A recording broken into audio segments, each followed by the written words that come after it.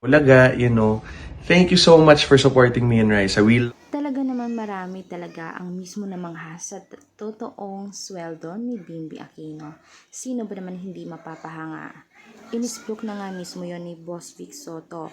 Alam naman natin yung range or estimated is 300k, hindi na bababa doon. May talent fee pa yan at endorsement. Siya ay magiging regular host na matapos siyang maging guest host kasi lagi siyang hinahanap nga ng mga fans niya. Diba ang saya? Talaga namang biglaan ang sikat ni Bimbi. Kaya ngayon, mas madali siyang makakaipon at mas madali niyang matulungan ang kanyang mami Chris sa gamutan.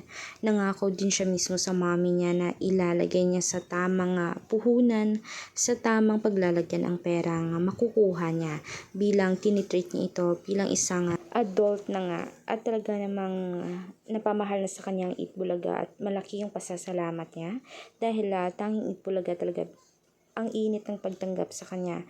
Hanggang ngayon na isiset na siya to regular host kasi lagi nga siyang hinahanap ng mga netizen at ng mga fans. Kaya for more updates, mag-like, subscribe, and tap the notification bell icon. Salamat!